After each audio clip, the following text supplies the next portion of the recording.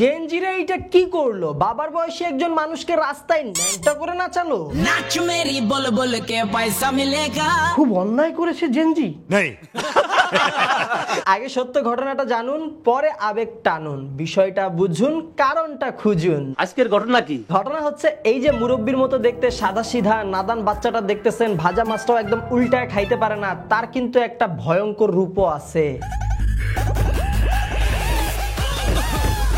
নাম তার আব্দুল কুদ্দুস, আওয়ামী লীগের রাজপথের কান্ডারি সৈনিক। উনি 2018 সালে 10 বোতল ফেন্সিডিল এবং 15,500 জাল টাকা সহ পুলিশের হাতে ধরা পড়েছিলেন। আরো অভিযোগ আছে উনার বিরুদ্ধে। পরবর্তীতে উনি জুমার নামাজে ইমাম সাহেব খুতবায় মাদক এবং ইয়াবাইয়ের বিরুদ্ধে কথা বলায় সেই ইমাম সাহেবকে উলঙ্গ করে কানে ধরিয়ে উঠবোস করিয়েছিলেন। নিজেকে দিয়েছি ধিক্কার। এখন অনেকে বলতে পারেন যে তার কৃতকাজের শাস্তি তাকে আইন দিবে। আইন তো রয়েছে শাস্তি দেওয়ার জন্য, ছাত্র জনতা এমনটা না করলেও পারতো। আর ছাত্র জনতা যদি এমনটা করেই থাকে তাহলে তাদের সাথে ছাত্র জনতার পার্থক্যটা কোথায় রইল? আমি এই বিষয়টার সাথে সম্পূর্ণ একমত। তবে আপনার কিন্তু এইটাও মানতে হবে, নিশ্চয়ই প্রতিটা মানুষ তার কৃতকাজের ফল পাবে। নাচতে নাচতে কাপড় খুলছে। এই ভণ্ডের জন্য কষ্ট পাওয়ার বিষয়টা এমন হয়ে গেল না, দাজ্জালের সাথে যুদ্ধ ঘোষণার পরে বললেন, ইস কিভাবে পারলেন এই একটা কানা লোকের সাথে যুদ্ধ ঘোষণা করতে।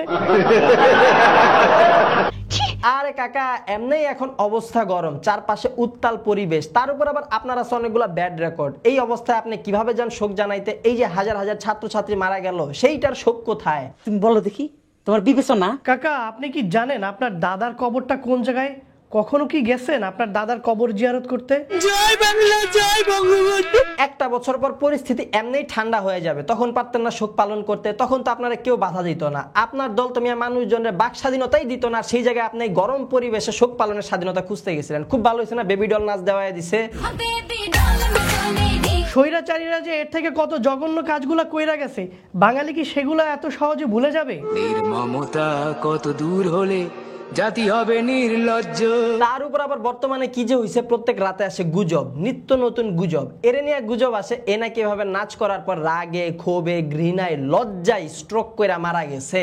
जग में सब कहेंगे मर गया माता चोट। না রে ভাই, মরে নাই, আবেগী বাঙালির ছড়ানো গুজব এইটা। বেঁচে আছি মরার মতো। 2 দিনের দুনিয়ায় আমাদের সবার ক্ষমতার অপপ্রয়োগ থেকে বের হয়ে আসা উচিত। ক্ষমতা কিন্তু চিরস্থায়ী না। আজকে আপনি টেবিলের এই পাশে তো আরেকদিন এই পাশে চলে আসবেন। মানুষকে সম্মান দিন, অহংকার থেকে দূরে থাকেন, নয়তো পদে পদে কিন্তু এইভাবে লাঞ্ছিত হওয়ার সম্ভাবনা আছে। শেষে আপনাদেরকে একটা কথা বলবো, সবাই ভালো থাকবেন, তবে গুজবে কান দিবেন না, সোর্সটা খোঁজার চেষ্টা করবেন, যা কিছু পাইলে চালাই দিবেন না। ভিডিওটা এতটুকুই ছিল। আপনারা সবাই ভালো থাকবেন, সুস্থ থাকবেন, দেখা হবে আপনাদের সাথে পরবর্তী ভিডিওতে খুব জলদি।